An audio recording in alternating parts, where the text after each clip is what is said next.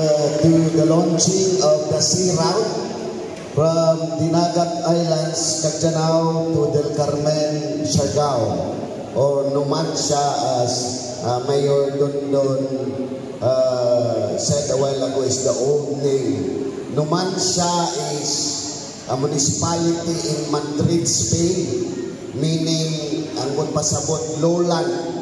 The first settlers in Del Carmen were from the Spain during the Spanish time when they colonizes the Philippines. Monang taga Numancia, Spain ang naunang nisettle sa Numancia. Numona siya. While we have the team complete your adventure visit Dinagat Islands, I could still remember that during the time that I won as the governor of Dinagat, before I took my oath, I went to see Mayor J.R. Coro in Del Carmen. So wa pa ko naglingkod ni adto ko kay Mayor J.R. because I envision that we will be opening the route from Del Carmen to Cagjanao, Dinagat. Dagantong mga problema nga mong itanaw, ang una ang biyahe. That's why we even plan na kami nalay magpabuhat og lancha. Kami ni Chief Miranda.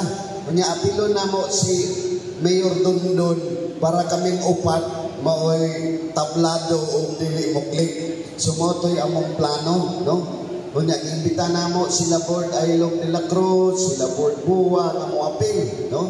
So that we'll be able to open the route to complete the adventure of the tourists in Siargao to come to Dinagat, the mystical island province of Lao, to the surfing capital of the Philippines. So murag mao na amo pong kitanaw as a locative ug atong abrihon unsa may makuha sa Dinagat o unsa may makuha sa Siargao.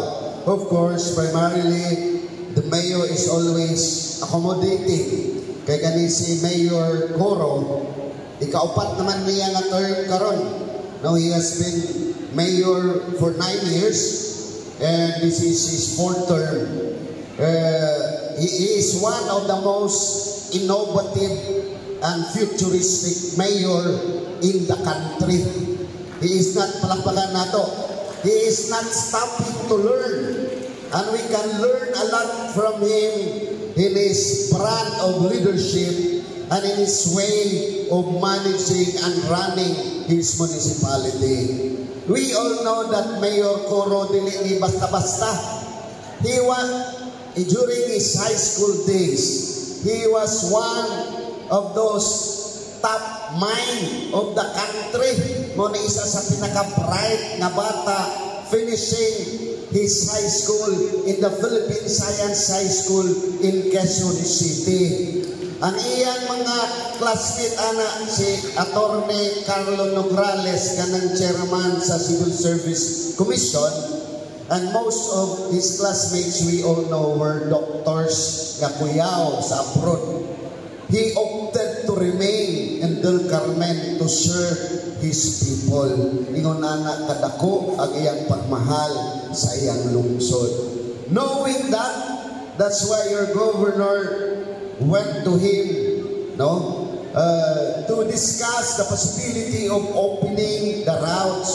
Mo nang naabli ni karon pero dili ni maabri kung wala po ang suporta sa atong sangguniang panlalawigan sa Dalantutan, our Honorable Vice Governor Benjamin Eclayo and the full force of the sangguniang panlalawigan present here. Palakpakan po nato sila. And of course, di po ni maapre kung wala si Mayor Dondon, wala po si iyang tourism officer dala development officer si Sir Aldrin. No, muna galing tao nila. It's true that sometime 3 weeks ago, I came to talk to Mayor Dondon so that we'll be able to open the route. Pero way ahead, before we went to Mayor Dondon, si Doc Aimee Jimeno, si Ma'am Inday, si Ma'am Pe, department heads nato, si Rico Galinato, I ordered them already na ang atong upat magtanom. Kay mo atong dagon pabalik, kay wa man tay madalang turista kaayo padulong sa Siargao. Ang atong mga gulay, ang atong mga root crops mo ay atong ikarga sa lancha para naay symbiotic relationship mauna. Kay historically karon adlaw April 22 mooy adlaw nga nahuman og aki si Magellan in 1521 diri sa ato, nakalanding siya sa Cebu. Pito ka adlaw human siya nilanding, ipatay siya ni Lapu-Lapu sa Mactan. Mao nang pagkasunod balik nila, mao nang naabot na ang mga Espanyol gikan sa Numancia, Madrid para mag-establish diri sa ato o settlement. Mao nang nahitabo. Why, if you're going to look at it, nganong wa man moagi si Magellan sa tunga, na kung imong tan-awon dito sa wala, sa atong mapa sa dinagat, which is indeed the most historical part of the country and historical part of the world, because on the left side of Dinagat Islands, katong tuwa sa wala, wherein Magellan passed through and discovered the Philippines and brought Catholicism sometime 503 years ago.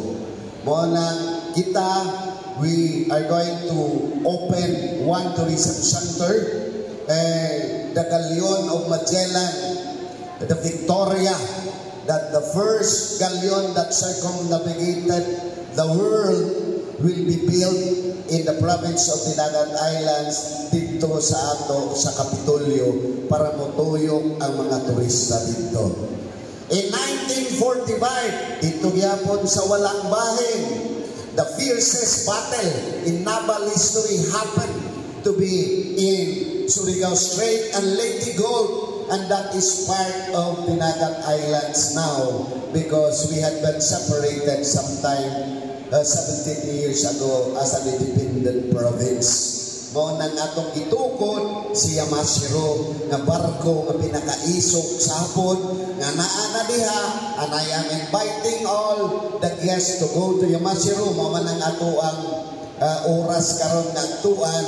This is the fiercest battleship of all history. Kay nga naman 1,626 crew when it was about to sink for the love of their country, committed suicide and died with Yamashiro. Munang tanawa na siya because that is a signal that a country can grow and the country can develop if the people has a love of country. That's what is the lesson that we wanted to tell everybody, that Yamashiro is the key for development as what happened to Japan. Dili na lang nako kay tas-on, this is also part of the I2FAY, the strategy of development in Caraga region, in which I am your Regional Development Council Chair as appointed by the President. Ang atong programa, the blueprint of our development in Caraga is I2FAY, industrialize, innovate, fisheries, agroforestry, mining, and ecotourism. Ang Dinagat Island, sukat sa una when we became a province, we are one of the poorest province of the 81 provinces. Ika-80 ta na pinakapobre. Kaloy sa Ginoo karon, nakasaka na tagamay, ika-71 na ta na poorest province. Palakpak. Pero the Regional Development Council or the region, sa una ang Caraga region, sa 17 ka region, 16 ta ang ubos sa ato ang farm. Pero kaluoy sa Ginoo, ang Caraga region, number 8 na as most progressive region. Kung ang dinagat gamay na lang kaning pag-apli na to karon sa paningkamot ni Mayor Dondon Longos o ni Mayor Coro basi ang dinagat mahimo nang usa sa pinaka arang-arang o dato-dato nga probinsya sa pagkinabangay atong palakpakan. If we can bring dinagat to a better position basi ika number 6 na ta nga most progressive region sunod tuig. Tungod nga naman ang Calaga region nga nahimo mang isa sa mga number 8 region in terms of progress and development tungod ni sa turismo sa Siargao ug Surigao del Norte, tungod ni sa processing plant sa Mina sa Surigao del Norte sa Claver.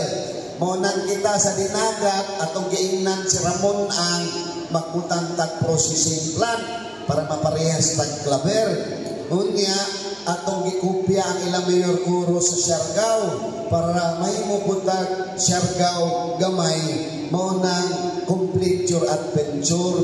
Dili ta aron mo kompetensya sa Siargao na ata nahibalo man ta nga maradyaw gajud ang tourism promotion sa Siargao, jaw ilang airport, jaw ilang klaro nga plan, unya guwapo ang ilang surfing, mo nang surfing capital sila. Hinoon ang ilahang mga mayor o ang mayor nato o gobernador mao-mao ramang kagwapo. No mo wa kay problema mo ra gyapon ang atong development. For we all know that dinagat is as visionary as the people of Siargao kay matud pa ni Mayor Dondon nga usaray gigikanan halos sa tanang taga-Katsanaw gikan man sa Siargao ang kadugo kay sa halian man unyapun-an pagyud o panagtambayayo aning duha ka managsuon nga mga munisipyo karon maayo siguro nga atong isisterhod na ni kay para mag igsuunay na ang munisipyo ra kay ang mga tao pwede man mag-asawahay gihapon no kay katulang munisipyo ray mag-sisterhood sumurang mo na so that's why kabalo ko nga motuyok patanan Mayor Coro will go to Bonsai and ingon si Mayor Dondon kaganina